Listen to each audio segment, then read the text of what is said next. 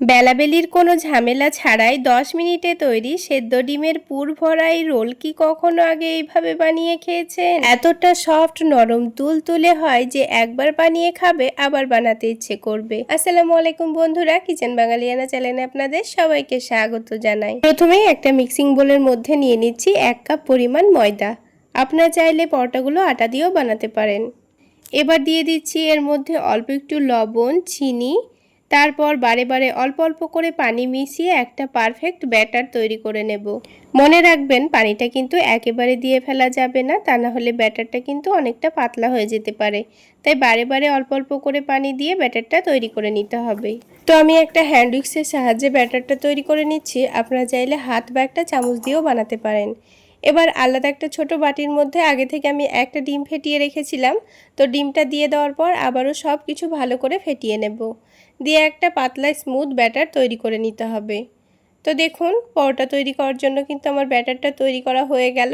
এখন এই ব্যাটারটাকে আমি সাইডে রেখে দেব। আর কাছ থেকে দেখাচ্ছি, দেখুন ব্যাটারের ঘনত্বটা ঠিক এইরকম হবে। এবার আলাদা একটা বাটির মধ্যে নিয়ে নিতে হবে শসা কুচি। তো এখানে মিডিয়াম সাইজের একটা শসা আমি কুচি করে কেটে নিয়েছি। তার সাথে দিয়ে দিচ্ছি অল্প একটু পেঁয়াজ কুচি। আপনারা চাইলে এখানে গাজর কুচিও দিতে পারেন, তবে আমার হাতের কাছে ছিল না সেই জন্য দিইনি। আর ঝালের জন্য কাঁচামরিচ কুচি দিয়েছি, আর দিয়ে দিচ্ছি দুটো সেদ্ধ ডিম। ডিমটাকে এরকম একটা গ্রেটের সাহায্যে গ্রেট করে দিয়ে দিতে হবে। তারপরে এর মধ্যে দিয়ে দেব স্বাদ মতো লবণ। আপনারা চাইলে বিট লবণও ব্যবহার করতে পারেন। দিয়ে দিচ্ছি অল্প একটু গোলমরিচের গুঁড়ো, দিয়ে দিচ্ছি চাট মশলা, অল্প একটু লেবুর রস, এতে করে খেতে কিন্তু দারুণ লাগবে। আর সবশেষে দিয়ে দিচ্ছি 1 টেবিল চামচ টমেটো সস। এবার সব কিছু ভালোভাবে মাখিয়ে নিব। তাহলেই তৈরি হয়ে যাবে আমাদের ভীষণ চটপটা পুর। আপনারা চাইলে কিন্তু এই পুরটা এভাবে খালি মুখে বা স্যালাড হিসেবেও খেতে পারেন, খেতে দারুণ লাগে। সত্যি বলছি, এই সেদ্ধ ডিমের চটপটা পুর দিয়ে তৈরি রোলটা খেতে যে কত মজা লাগে, না বানিয়ে খেলে কিন্তু একদম বুঝতে পারবেন না। এবার প্যানের মধ্যে কয়েক ফোঁটা তেল দিয়েছি, দিয়ে প্যানের চারিদিকে তেলটাকে ছড়িয়ে দেব। এবার ব্যাটারটা যখন প্যানের মধ্যে দেব তখন কিন্তু ভালোভাবে ব্যাটারটাকে মিশিয়ে নিতে হবে।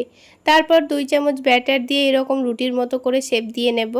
এবার যখন ওপরের দিকটা হয়ে আসবে তখন দেখুন আমি ওপরেই 2-1 ফোঁটা তেল দিয়ে খুব ভালো করে মিশিয়ে নিচ্ছি, দিয়ে এটাকে উল্টে দেব।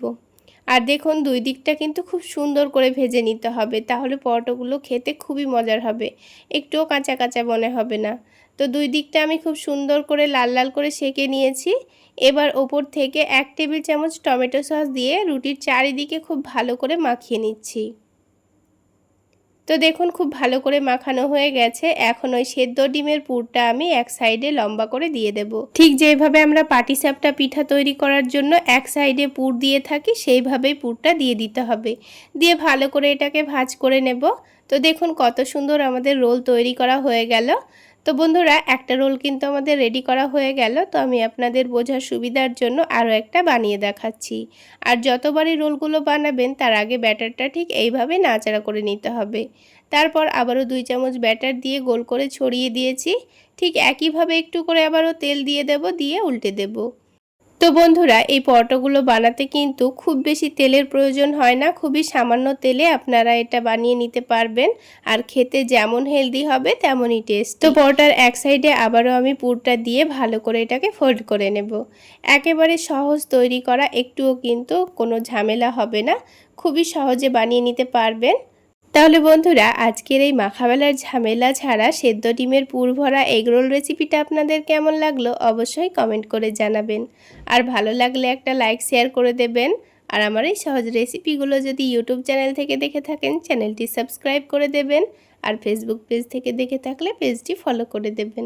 এবার একটা রোল আমি আপনাদের ছিঁড়ে দেখাই, দেখুন কতটা সফট এবং নরম তুলতুলে, মুখে দিলেই মিলিয়ে যাবে। তাহলে আজকে এই পর্যন্তই। সকলে অনেক বেশি ভালো থাকবেন, সুস্থ থাকবেন। দেখা হবে আবারও কোনো নতুন রেসিপি নিয়ে পরের ভিডিওতে।